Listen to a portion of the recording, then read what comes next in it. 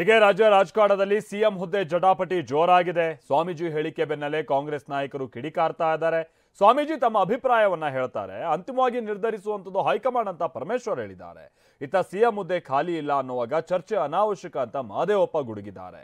ಚಲುವರಾಯಸ್ವಾಮಿ ಮಾತನಾಡಿ ಈ ಬಗ್ಗೆ ತೀರ್ಮಾನಿಸೋದಕ್ಕೆ ನಾಯಕರಿದ್ದಾರೆ ಬಿಡಿ ಅಂತ ಹೇಳ್ತಾ ಇದ್ದಾರೆ.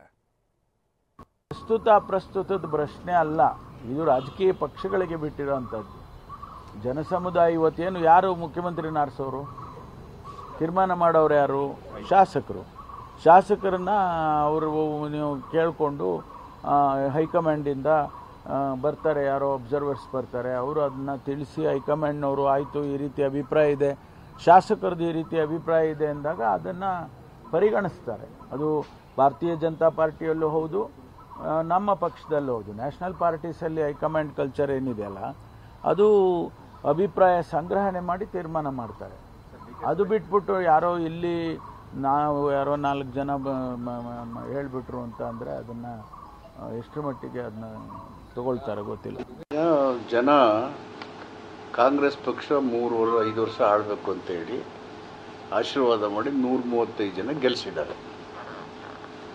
ಪಕ್ಷದ ಹೈಕಮಾಂಡು ವೀಕ್ಷಕರನ್ನು ಕಳಿಸಿ ಶಾಸಕರ ಅಭಿಪ್ರಾಯವನ್ನು ಸಂಗ್ರಹ ಮಾಡಿದ್ದಾರೆ. ಶಾಸಕರ ಅಭಿಪ್ರಾಯ ಸಂಗ್ರಹ ಮಾಡಿ ಶಾಸಕಾಂಗದ ಪಕ್ಷದ ನಾಯಕರಾಗಿ ಸಿದ್ದರಾಮಯ್ಯನವರು ಹೆಚ್ಚು ಶಾಸಕರ ಬೆಂಬಲದಿಂದ ನಾಯಕರಾಗಿ ಆಯ್ಕೆ ಆಗಿದ್ದಾರೆ. ಅವರು ಶಾಸಕಾಂಗದ ಪಕ್ಷದ ನಾಯಕರಲ್ಲಿ ಶಾಸಕರ ಅಭಿಪ್ರಾಯವನ್ನು ಸಂಗ್ರಹ ಮಾಡಿ ಅವರ ಅಭಿಪ್ರಾಯದ ಮೇರೆಗೆ ಹೈಕಮಾಂಡು ತೀರ್ಮಾನ ಮಾಡಿ ಸಿದ್ದರಾಮಯ್ಯನವರು ಮುಖ್ಯಮಂತ್ರಿ ಅಂತ ಹೇಳಿದ್ದಾರೆ. ಅದು ಮುಖ್ಯಮಂತ್ರಿ ಆದಮೇಲೆ ಈಗ ಮುಖ್ಯಮಂತ್ರಿ ಹುದ್ದೆ ಖಾಲಿ ಇಲ್ವಲ್ಲ. ಇದು ಕಾಂಗ್ರೆಸ್ ಪಾರ್ಟಿ ಅಬ್ಸರ್ವರ್ ಕಳಿಸಿ ಶಾಸಕರ ಅಭಿಪ್ರಾಯ ಕಳಿಸಿ, ಅದು ಸಂಪ್ರದಾಯ. It's A practice in a political party. ಅವರು ಶಾಸಕರ ಅಭಿಪ್ರಾಯದ ಆಧಾರದ ಮೇಲೆ ಹೈಕಮಾಂಡ್ ಮುಖ್ಯಮಂತ್ರಿ ಮಾಡಿದಾರಲ್ಲ. ಮುಖ್ಯಮಂತ್ರಿ ಹುದ್ದೆ ಖಾಲಿ ಇಲ್ಲದಿದ್ಮೇಲೆ ಮುಖ್ಯಮಂತ್ರಿ ಹುದ್ದೆ ಚರ್ಚೆ ಮಾಡೋದು ಅವಶ್ಯಕತೆ ಏನಿದೆ? ವಿಷಯಗಳು ಇಲ್ಲಿ ನಾವೆಲ್ಲ ಚರ್ಚೆ ಮಾಡೋ ವಿಷಯಗಳಲ್ಲ, ಅದು ಪಕ್ಷದ ಹೈಕಮಾಂಡಿನ ವ್ಯಾಪ್ತಿಗೆ ಬರೋ ವಿಷಯ. ಡೆಮಾಕ್ರಸಿಯಲ್ಲಿ ಹೆಂಗೆ ಲೀಡರ್ ಎಲೆಕ್ಟ್ ಆಗ್ತಾನೆ? ಸರಿ, ಅದನ್ನು ಅವ್ರ ಹೈಕಮಾಂಡು ತೀರ್ಮಾನ ತಗೋತಾರೆ. ನನಗೆ ಗೊತ್ತಿಲ್ಲ. ಡೆಮಾಕ್ರಸಿನಲ್ಲಿ ಯಾರನ್ನೂ ಏನು ಹೇಳ್ಬಾರ್ದು ಅಂತೂ ನಾವು ಹೇಳೋಕ್ಕಾಗಲ್ಲ. ಒಬ್ಬೊಬ್ಬರ ಅಭಿಪ್ರಾಯ ಒಂದೊಂದು ಇರುತ್ತೆ. ಅದನ್ನೆಲ್ಲ ತೀರ್ಮಾನ ಮಾಡಲಿಕ್ಕೆ ಮನೇಲಿ ಹೇಗೆ ಒಬ್ಬ ತಂದೆ ತಾಯಿ ಇರ್ತಾರೋ ಮಕ್ಕಳೆಲ್ಲ ತೀರ್ಮಾನ ಮಾಡೋಕ್ಕೆ, ಹಂಗೆ ನಮಗೂ ಒಂದು ಪಕ್ಷದಲ್ಲಿ ನಾಯಕರಿದ್ದಾರೆ. ಸೊ ನಮ್ಮ ಸ್ನೇಹಿತರುಗಳು, ನಮ್ಮ ಕೊಲೀಗ್ಸು ಹೇಳಿದಂಥ ಎಲ್ಲ ವಿಚಾರವನ್ನು ಸಮಗ್ರವಾಗಿ ಫೈನಲ್ ಮಾಡಿ ತೀರ್ಮಾನವನ್ನು ಹೈಕಮಾಂಡ್. ಗಟ್ಟಿಯಾಗಿದ್ರು ಕೂಡ ನಮ್ಮ ಸಚಿವರುಗಳು ಈ ರೀತಿ ಸ್ಟೇಟ್ಮೆಂಟ್ಗಳನ್ನ ಕೊಡ್ತಾ ಇದ್ದಾರೆ ಸರ್. ಆಯ್ತು ಇರಲಿ, ಒಂದು ಸ್ವಲ್ಪ ಒಬ್ಬ ಮಗ ಒಂದು ಸ್ವಲ್ಪ ಮುಂದೆ 4 ಮಾತು ಜಾಸ್ತಿ ಆಡ್ತಾನೆ ಅಂತ ಹೇಳಿ ಓಡ್ಸೋಕ್ಕಾಗತ್ತಾ? ಅವನು ಮಗನೇ ಅಲ್ವಾ? ಆ ಥರ ಆಗ್ತದೆ ಒಂದು ಸ್ವಲ್ಪ ಸನ್ನಿವೇಶಗಳು ತಗೋತಾರೆ. ಕೂಡ ಅಸಮಾಧಾನ ವ್ಯಕ್ತಪಡಿಸಿರಲ್ಲ ಸರ್, ಡಿ.ಕೆ. ಅವರು ಹೇಳ್ಸಿದ್ದಾರೆ ಅನ್ನುವಂಥದ್ದು ಕೂಡ ಸೇಮ್ ವಿಚಾರವಾಗಿ ಸ್ವಾಮೀಜಿ ಅವ್ರ ಕೈಯಲ್ಲಿ ಡಿ.ಕೆ. ಅವರು ಹೇಳ್ಸಿದ್ದಾರೆ. ಆ ವಿಚಾರ ನಂಗೆ ಗೊತ್ತಿಲ್ಲ, ನನ್ನ ಹತ್ರ ಚರ್ಚೆ ಆಗಿಲ್ಲ. ಅಲ್ಲ, ವಿಡಿಯೋ ವೈರಲ್ ಆಗಿದೆ. ವಿಡಿಯೋ ವೈರಲ್ ಆಗೋದು ನೋಡ್ಕೊಂಡು ನಾನು ಮಾತಾಡೋಕ್ಕಾಗತ್ತಾ ಗುರು? ಸಿಎಂ ಅವರು ಸ್ವತಃ ಹೇಳಿರೋ ಸಿಎಂ ಅವ್ರು ಹೇಳಿದ್ದು ನನಗೆ ಗೊತ್ತಿಲ್ವಲ್ಲ ಗುರು. ನನಗೆ ಗೊತ್ತಿದ್ರೆ ನಾನು ಮಾತಾಡ್ಬೋದು. ಸಿಎಂ ಅವ್ರದ್ದು ನನಗೆ ಸಿಕ್ಕೂ ಇಲ್ಲ, ನಾನು ಮಾತಾಡಿಲ್ಲ. ಅಥವಾ ಸಿಎಂ ಇನ್ನು ಇದೇ ವಿಚಾರವಾಗಿ ಸರ್ಕಾರದ ವಿರುದ್ಧ ಬಿಜೆಪಿ ಸಂಸದರು ವಾಗ್ದಾಳಿ ನಡೆಸ್ತಾ ಇದ್ದಾರೆ. ಪ್ರಹ್ಲಾದ್ ಜೋಶಿ ಅವರು ಮಾತನಾಡಿ ಸಿಎಂ ವಿರುದ್ಧ, ಡಿಸಿಎಂ ವಿರುದ್ಧ ಬಹಳಷ್ಟು ವಿಚಾರಗಳನ್ನು ಹೇಳಿದ್ದಾರೆ. ಅಂತಾರೆ ಸಿಎಂ ವಿರುದ್ಧ ಡಿಸಿಎಂ ವಿರುದ್ಧವಾಗಿ ಸಿಎಂ ಹೇಳಿಕೆಯನ್ನು ಕೊಡಿಸ್ತಾ ಇದ್ದಾರೆ ಅಂತೇಳಿ ಕಿಡಿಕಾರಿದ್ದಾರೆ. ಸಂಸದೆ ಶೋಭಾ ಕರಂದ್ಲಾಜೆ ಅವರು ಮಾತನಾಡಿ ಜನರ ಗಮನ ಬೇರೆ ಕಡೆ ಸೆಳೆಯೋದಕ್ಕೆ ಷಡ್ಯಂತ್ರ ಮಾಡ್ತಿದ್ದಾರೆ ಅಂತ ಹೇಳಿದ್ದಾರೆ. ಇನ್ನು ಕುರ್ಚಿಗಾಗಿ ಕಿತ್ತಾಡ್ತಾ ಇರುವಂಥದ್ದು ಕರ್ನಾಟಕದ ಹಿತದೃಷ್ಟಿಯಿಂದ ಸರಿಯಲ್ಲ ಅಂತ ಬಸವರಾಜ ಬೊಮ್ಮಾಯಿ ಕೂಡ ಹರಿಹಾಯ್ದಿದ್ದಾರೆ.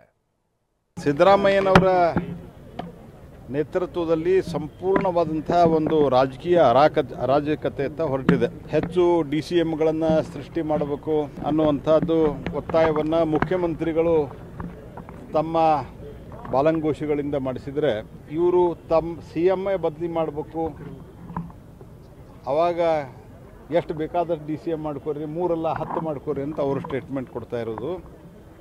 ಹೀಗಾಗಿ ರಾಜ್ಯ ಸರ್ಕಾರ ಒಂದು ರೀತಿಯಲ್ಲಿ ದಿಕ್ಕು ತಪ್ಪಿದಂತಾಗಿದೆ, ದಾರಿ ತಪ್ಪಿದಂತಾಗಿದೆ, ದಾರಿ ತಪ್ಪಿದ ಮಗನಂತೆ ಆಗಿದೆ ರಾಜ್ಯ ಸರ್ಕಾರ.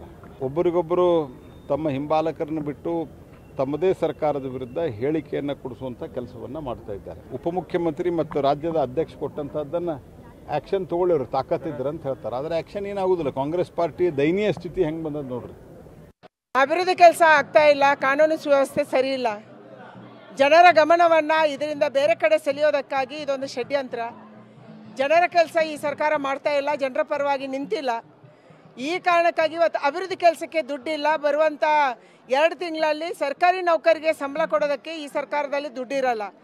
ಈ ಗಮನವನ್ನು ಬೇರೆಡೆ ಸೆಳಿಬೇಕನ್ನುವಂಥ ಒಂದು ವ್ಯವಸ್ಥಿತ ಷಡ್ಯಂತ್ರವನ್ನು CM, DCM, ಮಂತ್ರಿಗಳು ಅನ್ನುವಂಥರ ಮೂಲಕ ಮಾಡ್ತಾ ಇದ್ದಾರೆ. ನಾನು ಒಂದೇ ಆಗ್ರಹ ಮಾಡ್ತೀನಿ, ಸರ್ಕಾರ ನಿಮಗೆ ರಾಜ್ಯದ ಜನ 135 ಸೀಟ್ಗಳನ್ನು ಕೊಟ್ಟಿದ್ದಾರೆ, MLAಗಳನ್ನು ಗಳಿಸಿದ್ದಾರೆ, ಮೆಜಾರಿಟಿಯಿಂದ ಗೆಲ್ಲಿಸಿದ್ದಾರೆ. ಫಸ್ಟ್ ಟೈಮ್ ಈ ಥರ ಮೆಜಾರಿಟಿಯಿಂದ ಗೆಲ್ಲಿಸಿದ್ದಾರೆ.